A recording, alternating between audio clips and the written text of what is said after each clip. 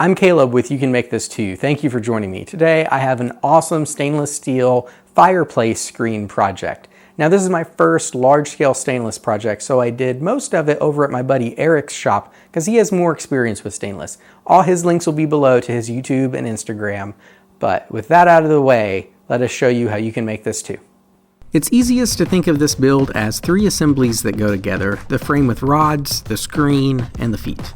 We started with the frame, and that meant cutting pieces down to size. All we had was an abrasive cutoff saw, and they're not very accurate, especially for miters. So I marked oversize, and once everything was cut, we set up a jig on the disc sander to grind everything to a true 45 degrees.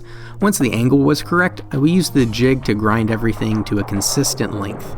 It's the same story as always. It's more important that everything be identical than a certain number. When we thought it was there, we clamped it up and lightly buffed the miters to get a good look and make sure that all of the miters were tight. Once we were happy it was good, we ground bevels on the miters at the disc sander.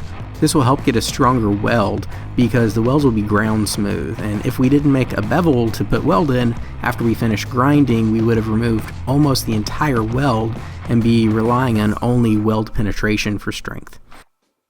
I marked out all the holes that the rods will fit into and drilled them out on the drill press.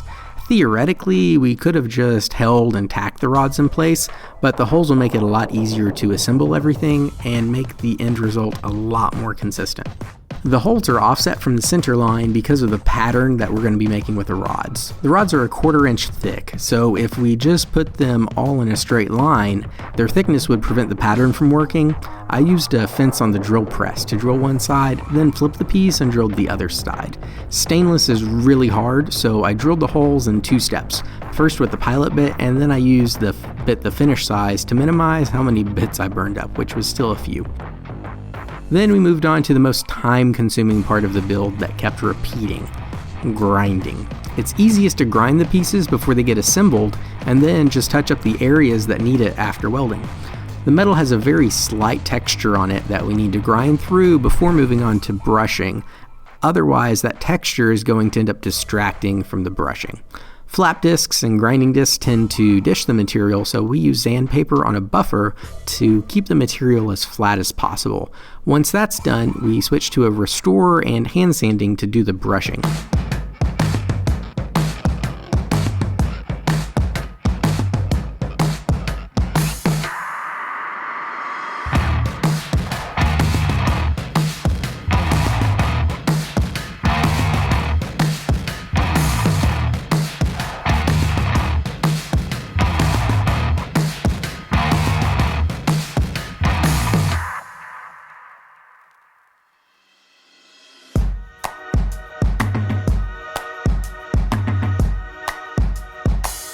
Now all of the rods need to be prepped. We gang cut them 3 at a time with the chop saw and a stop block to keep the length consistent. Because the saw deflects a lot less with the 1/4 inch rod than it did on the 1 inch tube, this is going to be accurate enough for us. Then we ground the slag off and put a slight chamfer on the rods at the disc sander, and then gave them an initial sanding. Aside from having to do it 100 times, bending the rods was probably one of the most fun parts of the build. We made this little jig to make all the bends consistent. There's a mark on the jig that shows me how far to push my guide to get the same bend in every rod. We're using an oxygen acetylene torch, but this could be done with a MAP gas torch or even propane. If that's all that's available, it'd just take a little longer to heat up the metal.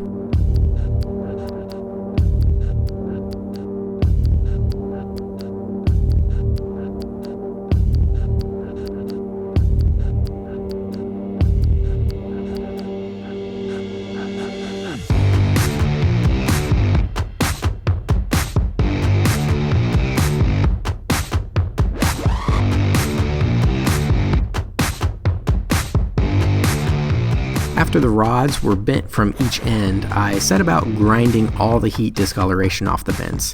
This is my first time doing a stainless steel project this size, but fortunately I did come into this project with a variety of rod polishing techniques already in my skill set. Now we're ready to finally start doing some welding. First is welding the 2 uprights to one of the horizontal sections. Then, once all the rods are added, it'll get capped with the other horizontal section.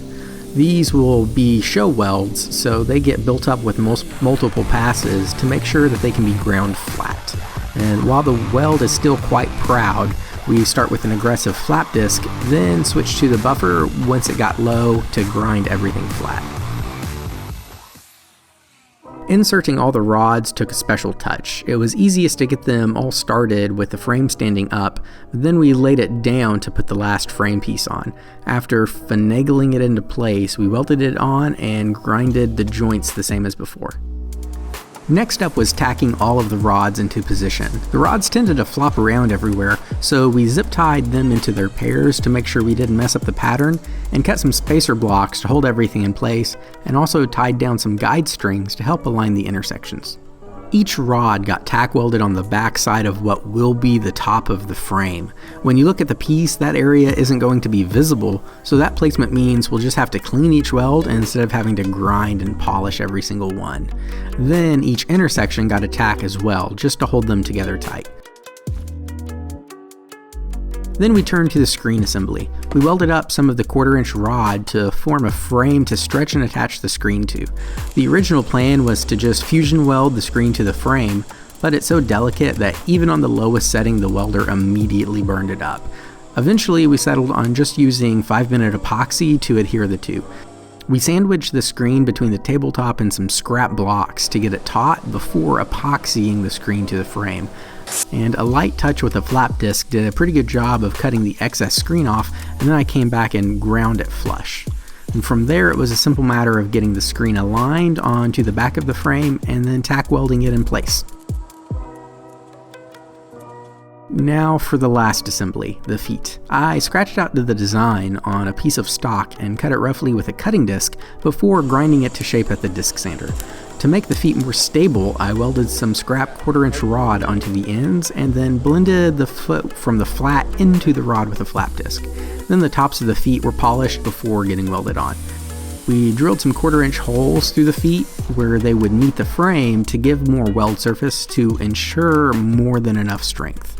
The project may seem done at this point, but actually it took about 3 more hours of hand sanding to remove the discoloration from the rod intersections that were tack welded, and to blend the corners back into the rest of the frame brushing after welding and grinding them.